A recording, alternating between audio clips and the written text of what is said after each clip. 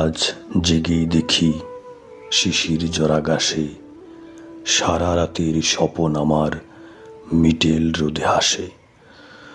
জসীমউদ্দিনের কবিতার চরণ দুটি শুধুমাত্র তাদের হৃদয়ে দোলা দেবে যাদের শৈশব কিংবা কৈশোর কেটেছে গ্রামাঞ্চলে।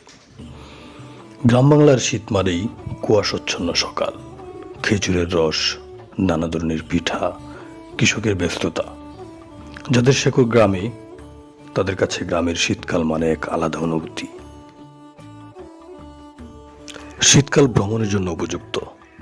আমরা শীতের ছুটিতে পাহাড় কিংবা সমুদ্রে যাই, কিন্তু এই শীতে আপনি ছুটি কাটাতে যদি গ্রামীণ জীবনে আসেন, গ্রামে আসেন, তাহলে উপভোগ করতে পারবেন ভোরের সূর্য উঁকি দেওয়া, ধানক্ষেত কিংবা ঘাসে জমে থাকা শিশির বিন্দু, সকাল সকাল শাকসবজি নিয়ে কৃষকের হাটে যাওয়া, নতুন ফসলের জন্য কৃষকের জমি প্রস্তুতের ব্যস্ততা, গরম পোশাক পরে বাচ্চাদের মক্তবে যাওয়া, দল বেঁধে কিশোর তরুণদের রোদ তাপানো, খেজুরের হাড়ি নামানো, আবার বিকালে খেজুরের হাড়ি পাতা, সন্ধ্যায় দল বেঁধে আগুন তাপানো।